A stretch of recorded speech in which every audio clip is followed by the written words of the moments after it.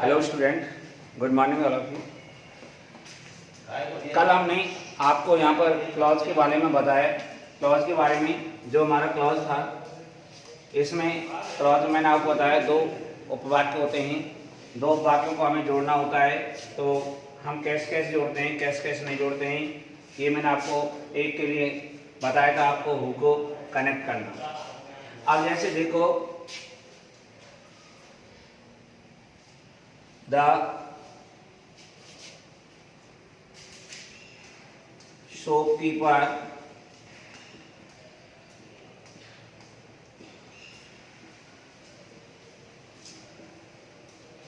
sold the things he had many servants। और यहाँ कह रहा है इसको उससे कनेक्ट करो। हम इसको उससे कनेक्ट करेंगे तो कैसे करेंगे, कैसे नहीं करेंगे, क्या करेंगे, क्या नहीं करेंगे, वो हमें देखना होगा। तो सबसे पहले हमने यहाँ देखा कि मैंने आपको बताया था कि यहाँ पर जो भी आता है दूसरे वाक्य में, हम उसे हटा देंगे। इसके बाद अब हम क्या करेंगे कि इस वाक्य को यहाँ लाएंगे, द शॉपकीपर।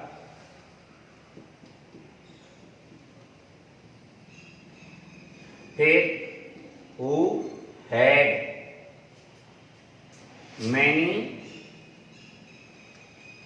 many servants। ये हमने दूसरा वाक्य यहाँ लिख दिया। अभी हमारा पहला वाक्य में से कुछ बचा हुआ है, उसको हम कॉमा लगा करके इधर लिखेंगे, सोल्ड द, या सोल्ड द थिंग्स। इसके बाद the students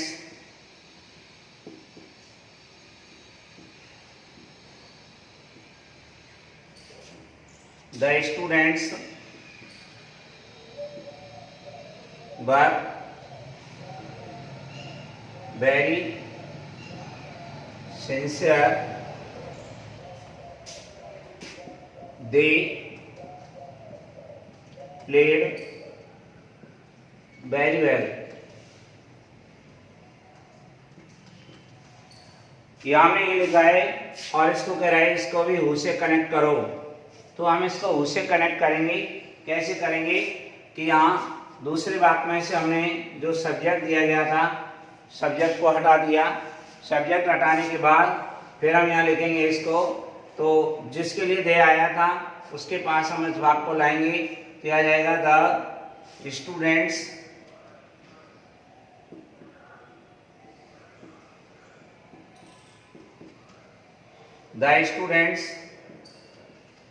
who played very well,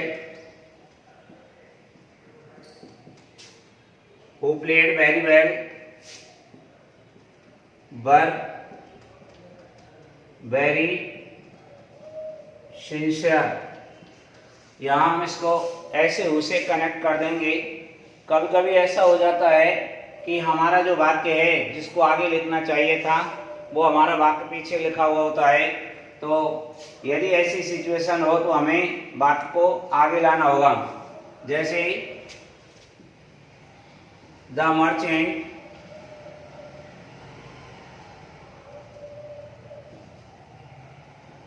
was an honest person,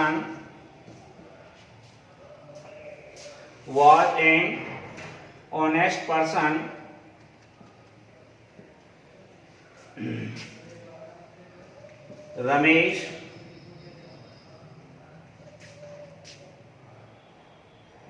cheated the merchant।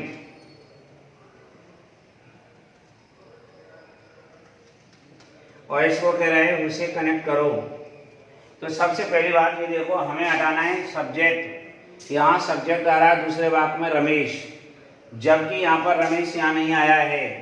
तो हमें ये देखना है कि इसमें क्या किया गया है, क्रम बदल दिया गया है। जो वाक्य आगे लिखना चाहिए था वो तो लिख दिया है पीछे, और जो वाक्य पीछे लिखना चाहिए था वो लिख दिया है आगे। तो हमें क्या करना है, पहले हम पीछे वाक्य को आगे लाएंगे, और यह आएगा रमेश चीटेड द मर्चेंट। अब हमें कनेक्ट करना है किसे, उसे कनेक्ट करना है। फिर ये वाक्य पीछे जाएगा तो यहाँ मर्चेंट आ रहा है, ये रहा यहाँ पर मर्चेंट, और सब्जेक्टिव केस में यहाँ पर मर्चेंट है तो इसको हम हटा देंगे और इस वाक्य को पीछे ले आकर लिखेंगे who was an honest person.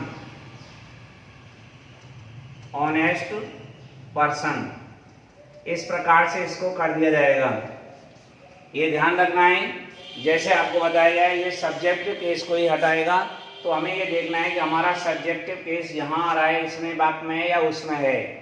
यदि उसमें नहीं है तो इसमें है, ये वाक्य पीछे जाएगा और उसको हम, अब यहाँ पर ये नाउन जो है वो रिपीट की गई है, और रिपीटेड नाउन अधिकांशतः दूसरे वाक्य में से हटाई जाती है। परंतु जब कहे क्या, यहाँ पर हमें सब्जेक्ट दूसरे वाक्य में जो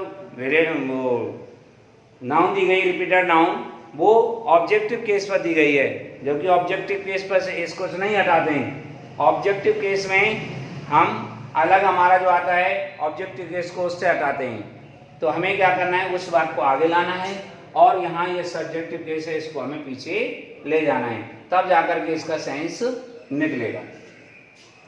तो ये मैंने आपको बताया हु वाले, इनको आप अच्छी तरह से देखें और प्रॉब्लम हो तो आप पूछें। अब मैं अगला बताता हूं आपको होम वाला। इसमें क्या करना है हमें, होम वाले में देखिए आप,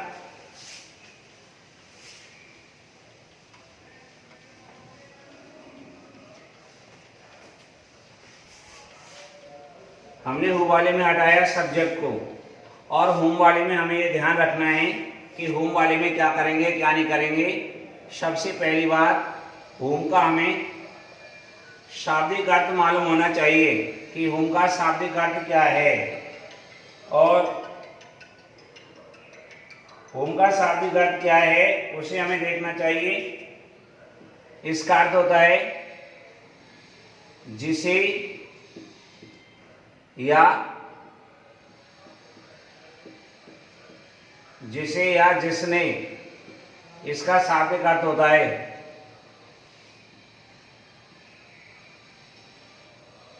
नहीं, इसका होता है जिसे या जिसको। शाब्दिक अर्थ होता है जिसे या जिसको।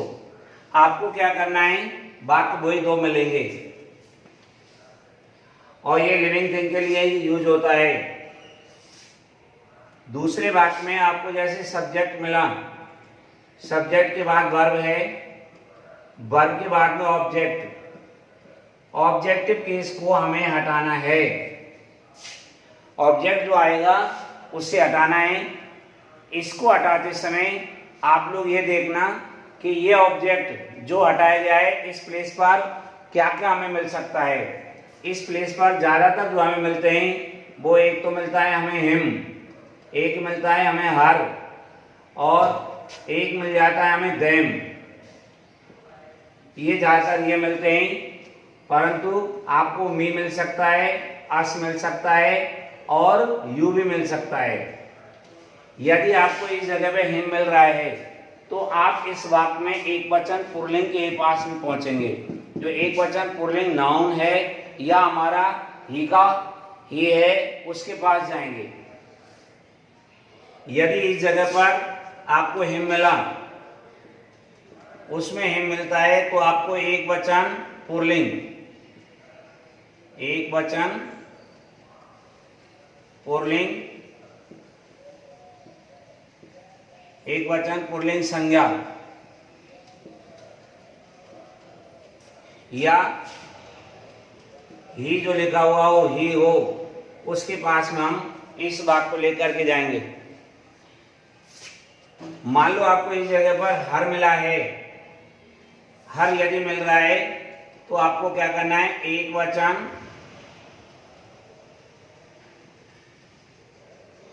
वचन स्त्रीलिंग, एक वचन स्त्रीलिंग संज्ञा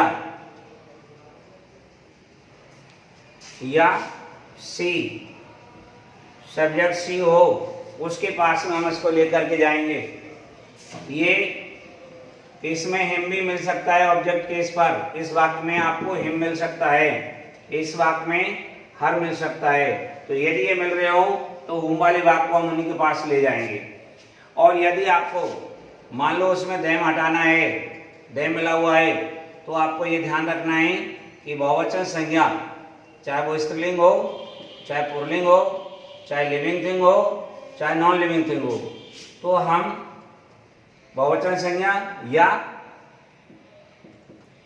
दे के पास, दे अथवा देम, इनके पास में हम इसको हुम वाले वाक्य को ले आएंगे। इसको हटाएंगे हम। इसको हटाने से पहले हमें यहाँ क्या करना है कि जो कोष्टक में दिया गया है, जैसा कि मैंने आपको बताया था, यहाँ कोष्टक में हुम दे रखा है, उसको एक जगह पर सपोज कर लो, इस जगह पर मान लो एक बात कि ये इस जगह पर है, हमने इसको मान लिया, ये हुम वाला वाक्य हो गया। आपने इसको हटाया, इसको आप हटाओगे, इसको हटाने पर आपको क्या करना है, हम इसको यहाँ जो भी मिल रहा है हमें उसके पास में हम इसको लेकर के आएंगे। और यदि मी मिल रहा है तो कर्ता आई के पास जाएंगे। अस मिल रहा है, मी को ले गए, मी वाले वाक्य को हमें यदि मिल रहा है तो हुम वाले वाक्य को आई के पास ले जाएंगे। अस मिल रहा है तो बी के पास ले जाएंगे। और यदि हमें यू मिल रहा है इस जगह पर तो इनको हटाया जाएगा और हुम वाले वाक्य को यू के पास ले जाएंगे। वहाँ सब्जेक्ट केस में यू होगा, उसके पास में ले जाएंगे। इस बात का आपको ध्यान रखना है। वैसे मोस्टली यही मिलते हैं। अच्छा, इस जगह पर आपको रिपीटेड नाउन भी मिल सकती है, यानी आपको संज्ञा जो है वो रिपीट की जा सकती है। कौन सी रिपीट की जा सकती है? जिस संज्ञा का यहाँ पर इस वाक्य में डिस्क्रिप्शन किया गया है, वर्णन किया गया है, वो नाउन आपको इस जगह पर मिल सकती है। यदि वो नाउन आपको इस जगह पर मिल रही है तो आप उस नाउन को हटा दो और जो जिसके वो रिपीट की गई है उस नाउन के पास हुम वाले वाक्य को ले आओ। ये होता है। जैसे Rakesh is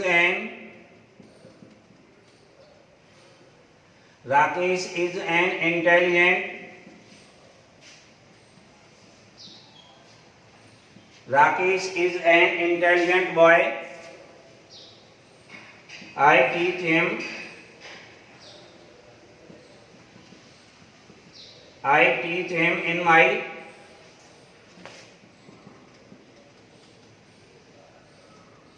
in my class। और हमें ये हुम से कनेक्ट करना है। किससे कनेक्ट करना है? हुम से।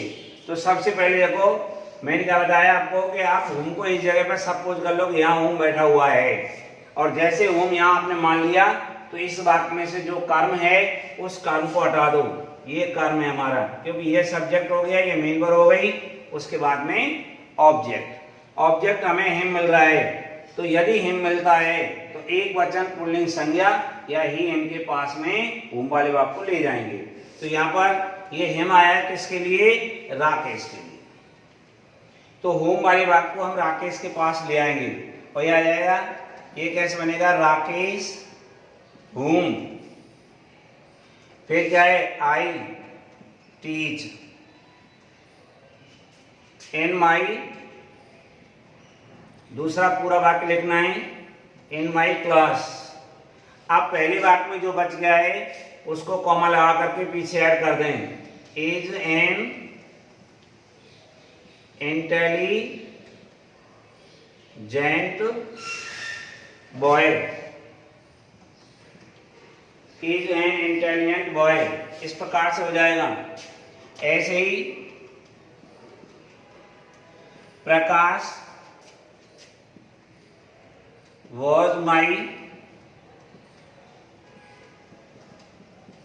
was my friend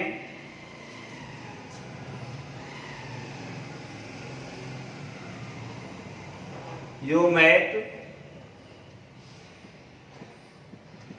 him in the market.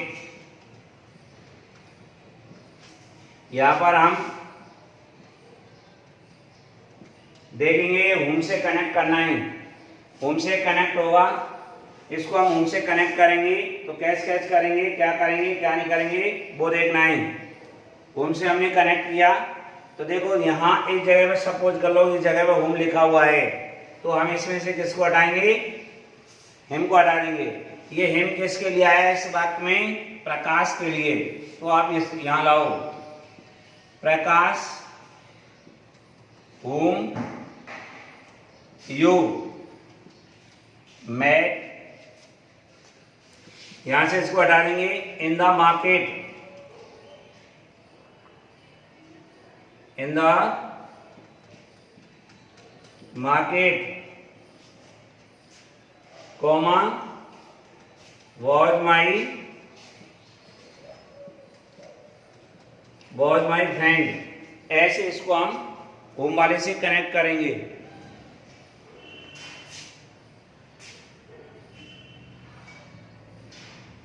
और होम से कनेक्ट करने के बाद अब हमें देखना है कि यहाँ पर ये नाउन रिपीट भी हो सकती है। नाउन रिपीट हो जाएगी तो कैसे करना है क्या नहीं करना है वो देखिए। और अभी मैं हर का और उनका उदाहरण बताता हूं। जैसे आई शा मैनी, आई सा many students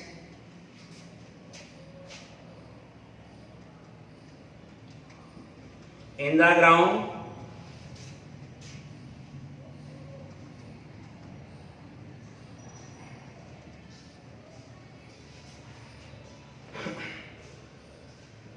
I called them,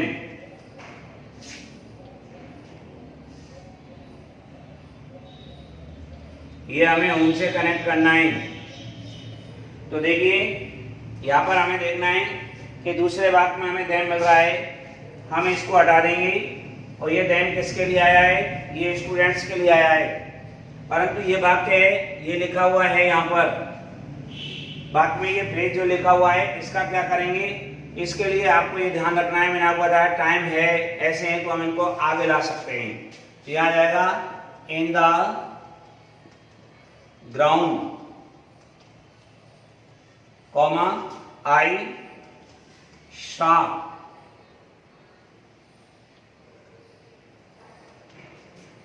I saw many students, जिसको हम यहां कनेक्ट करेंगे whom I called। अब ये आपने यहां ना लगा करके इसको आप यहां ऐड करना चाहें तो यहां भी इसका सेंस निकल रहा है। I saw many students whom I called in the ground, मैंने बहुत सारे, मैंने अनेक विद्यार्थियों को देखा जिनको मैंने मैदान में बुलाया। तो ये यहाँ सेंस निकल के आ रहा है, यहाँ भी लगा सकते हैं और यहाँ भी आप लगा सकते हैं इन द ग्राउंड, मैदान में। आई सा मैनी स्टूडेंट, मैंने बहुत सारे विद्यार्थी देखे, हुम आई कॉल्ड, जिनको मैंने बुलाया। ऐसे हो सकता है। और देखिए रिपीटेड नाउन का बता रहा हूँ आपको।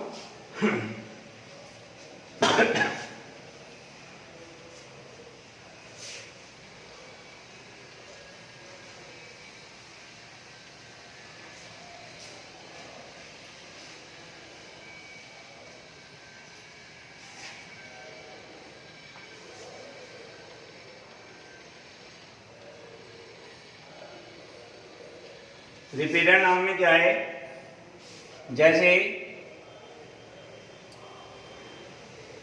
The principal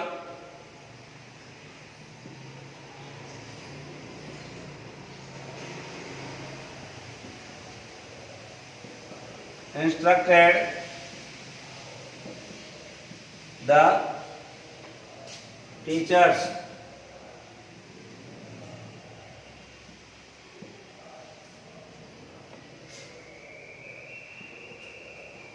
the director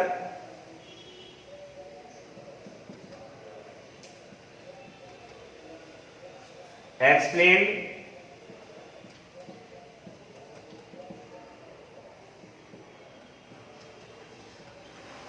the teachers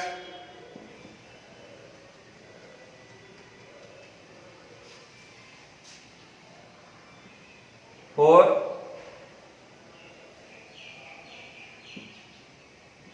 doing well। ये हमें होम से कनेक्ट करना है,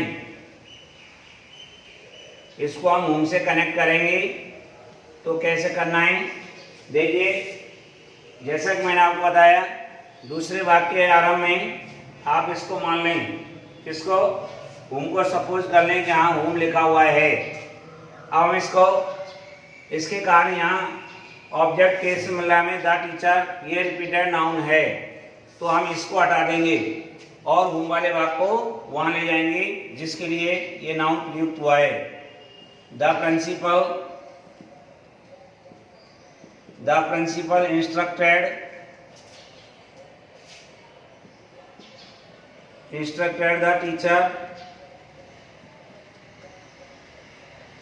the teachers whom the director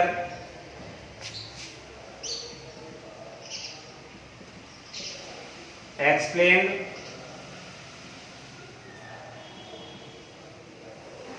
for doing well।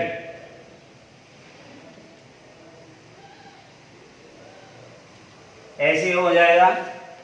तो हमें इनको ध्यान रखना है कि होम वाले में हम किसको हटाएंगे, किसको नहीं हटाएंगे, क्या करेंगे क्या नहीं करेंगे, इस बात का विशेष ध्यान रखना है।